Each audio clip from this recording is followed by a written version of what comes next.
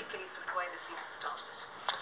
Yeah, I think naturally certainly how I am as a manager, you always seek perfection, and in that case obviously if it had won all 3 games then it would have been the perfect start. But I think given the turnaround in players and also the number of injuries we've had in that period, it's been a start we can be satisfied with, and I think that every game we've played we've shown signs of progress in each game, and yesterday was probably the best one to date, and it was another step forward in terms of making our home stadium one that becomes a difficult place for opposition teams to come. I was going to say that's probably key, isn't it? Both in bringing the fans back and injecting some sort of confidence in the team as well to make the stadium like a fortress again. Yeah, as you said, for many different reasons, I think it's important that we win games there on a regular basis. I think most importantly to get to where we want to try and get to this season, that will be the foundation. That will be behind that will be very much home form. So that's the initial aim, and then beyond that, to encourage people to keep coming back. The numbers that have came out in the opening home games has been incredible. I know it's been well documented, but I don't think should ever be taken for granted, because fantastic support that's turned out in these opening games, and thankfully we've provided them with wins and enjoyable games as well. But the responsibility falls upon me and the squad of players to keep doing that and keep enticing these people back, and hopefully more as the season goes on as well. It must have been quite difficult for you to know, particularly with the younger players, how they would adapt both to League One and also taking on more responsibility. People like Josh Madger, for instance. But you must be impressed by the way he's performed this season so far. Yeah, I think strikers are naturally always judged on goals. So to have scored 3 in 3 consecutive league games is terrific for him. And I think that I tried to find out about as much as I could about all the players before I came. But then you don't really get a feel for them properly until you work with them day in, day out. And Josh has got a lot of really good attributes that we just need to encourage him to use, and then add the bits of his game that are missing at the moment.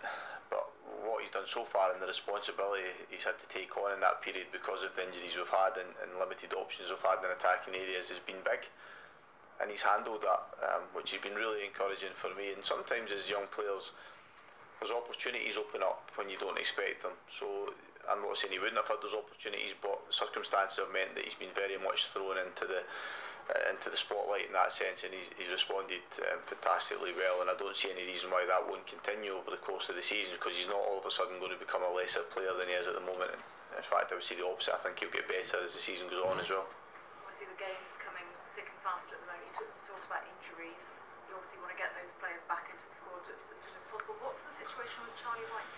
He is getting ever closer. We are hopeful that he will stay. Obviously we will travel tomorrow and be based in the London area for the remainder of the week with the fixtures we have, and Charlie will stay behind with other guys like Tom Flanagan and obviously Duncan and Aidan, and we'll work here. But I'm hoping that by early next week they'll be able to join in with the rest of the group, which is ahead of schedule, which is a bonus for us. It might be that the Oxford game might come too quickly, but there might be an outside possibility of being involved around that time. So what we've done is we've managed to knock off these fixtures and gain positive results without his presence, and hopefully we can continue to do that over the course of this week, and by the time we get to the Oxford game possibly have him available. Obviously it's logistically sensible to stay down in London, but this could be a really, not critical because it's so early in the season, but important few days in the camp, couldn't it? Yeah, I think at this stage it's never, the opening games don't always determine your season, but they can put markers down for it. So it's something that we've stressed with the home games, that yesterday again was an opportunity for us to do that. Thus far we've only had one away game, but a tough one at that, and we came through that relatively well. As I mentioned earlier, we'd like to have won the game, but still produced an okay performance, and we had to be resilient given the atmosphere and the environment we went into. And each and every away game is going to provide us with different challenges, and that is part of the problem solving for me as a manager, to try and find the best solutions to that, and how we set up and how we combat the difficulties we'll face, and then how we keep strengthening what we're good at. So it is, yeah, I think it's going to be another good marker for us in terms of where we're at within this league, and where we can hopefully get ourselves to. Challenging week, but I think one that the players go into in the best possible frame of mind, which is obviously good for me as a manager. It must be great to be amongst a squad where there is that sort of environment of positivity for a change. I mean, that's not changing yeah, for you, I suppose, but I mean, for the rest of us. yeah. I mean, I certainly think for me, I've mentioned the synergy between jobs. When I've taken jobs on, I've never taken a management job on, and when the club has been in a good position, each and every one of them has been in difficult circumstances on paper. So I'm used to that, but equally I probably worked a plan that hopefully tries to change that environment and that culture. And I know they're buzzwords nowadays in football, but they're very true. In every sporting environment you get that now from head coaches or managers that will talk about the importance of it. The thing is, I had been used to it over the past probably 18 months. I've been in and around players that were used to winning games. And I know that once you start to do that, that momentum can build very quickly as well. And the great thing I've got here is I've got good players. I've got good players and I'm part of a fantastic club. So that in itself gives me an advantage to begin with. It's then just bringing all the little bits together and then trying to get that there in the first instance, which I think we've done at the moment, and then continuing to grow it. Because if we grow it, we've got such a lot of good things around this club that it can become really powerful. But certainly for everybody, when you're coming into an environment whereby you've won on a match day, naturally it makes everybody feel better and gives them a taste for wanting more of it. What particular threat do you think Gillingham are going to pose?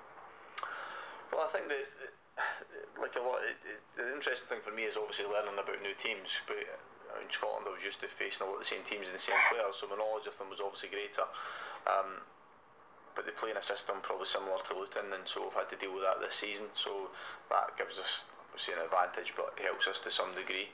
But a team that started the season in a relatively positive manner, taking Saturday aside, so we're aware of the challenges of that, and I think that like every away game for us this season, there's an added edge to it, simply because of the status of this club, and then also the fans that we will take to each and every away game. That in itself lends itself to an increased atmosphere and intensity about the match, so we're going to have to deal with that each and every occasion we go away from home, and it'll be no different again on Wednesday evening. Ryan Oviedo's proving to be quite a critical player with his assists this season so far. Do you think you'll still be able to hang on to him? Well, I think from a management perspective, it'd be nice to. It's difficult to say with any certainty because there's always this. There's always been this awareness that we had players who contractually were on contracts that were Premiership and Championship, and we are now in League One, and that is the reality of it. So again, it's always a question that's probably best answered by the people that own the club and then run the club. I've always taken the view that I'll just deal with whatever I've got in the playing side, and so Brian has been part of that from when he returned from the World Cup, and has been really positive for us, and I think he's enjoying himself. I think if you speak to him individually, and his performance levels reflected that as well. So from when I came in today right to this point, there's been nothing different in that sense, but we've still got I don't even know what day or date we're at the moment, but still got 10 days left or whatever it might be towards the end of the window, or the end of the international window, and obviously the loan window. Things can change in that period, and if they do, then I've got to adapt to that, but certainly at the moment he remains part of my squad. And what's the situation currently with Gillingham and Don?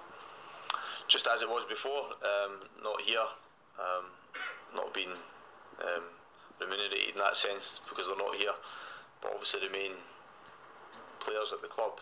So I think for very obvious reasons we would all like a solution to that by the end of the month, one that would be beneficial to us, to them, but not really bothered about them, to be honest, because they've not been here. I've never really had to deal with them, but I just think for the club it would be nice to put an end to that as well, and I know there's people at the club that have worked incredibly hard on finding solutions to that.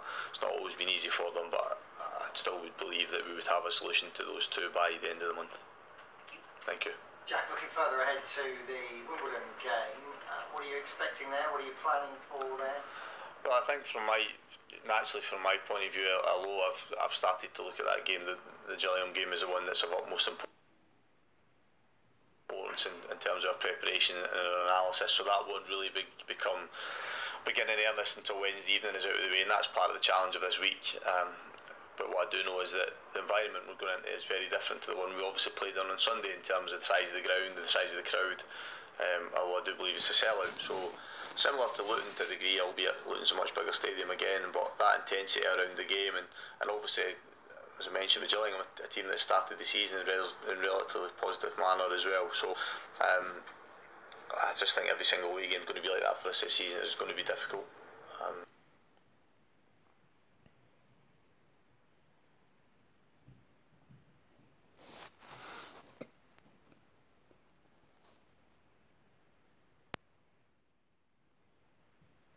a challenge, but the players responded really well to the atmosphere and the intensity in Luton. I would imagine they'll do the same on Saturday again. I mean, I'm guessing you probably came here with a fairly long list of things that you maybe thought needed changing and adjusting. What are the changes that you feel are already bearing fruit? What are the things that you would maybe point to already and say, that's making a difference? Yeah, it's a good question, because I think that the previous jobs I went into, I mentioned, were in difficult circumstances, and I think that in those ones initially there was probably material changes that I felt as if I could implement to the environment. Whereas coming in here, materially there's not really a lot you can do because it's so good. But there was probably changes on the human side that we could affect in terms of how we communicate and interact with the people around the club, and that's throughout the whole club. Primarily up here for me, because this is where I spend the bulk of my time.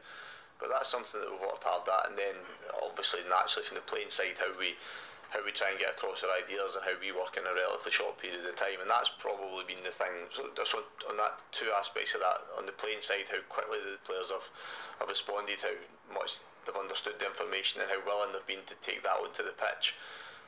And then the level of support I've had from people all around the club has been outstanding. People that genuinely want this club to do well and who've responded, I think, very well to how my staff and I go about our work. And I had a brief meeting with the staff before the Charlton game, and that included all the staff that work up here, from cleaning staff to ground staff to kitchen staff and so on, and to really thank them for that level of support. And so that's been something that's been hugely encouraging for me, and it's important to recognise that at times as well, because if we are to be successful this season, then they will play as an important part as anybody on my side or on the playing side. I know winning always helps, but clearly replacing frowns with smiles has made a massive difference there, picking up on what you're saying. Yeah, it's human nature. It's that, football has got its own unique aspects to it, of course it has, but I think we get caught up in it sometimes and believing that it's so different to any other walk of life, and I don't think it is. I think it's the same. I think it's managing people, and I think it's trying to get the best out of people, and the environment that you can create with that and how you bring everybody together is what makes any business or organisation successful. So sometimes it's important to take a step back and realise that football is just the same, and that's how I've tended to approach it. And maybe the fact that I've maybe had a little bit more of a rounded career background has helped me in that respect, but I've always taken that approach to it. And I think if you see the enjoyment that everybody associated with the club gets from days like yesterday, then it encourages you and it makes you want to provide more of that, because I get satisfaction for seeing how much that means to other people. I don't really look at it from my own point of view, it's my job to do it, but certainly seeing the enjoyment that people got from yesterday and days like that, as I said, makes you want to do it on a fortnightly basis or whenever it is.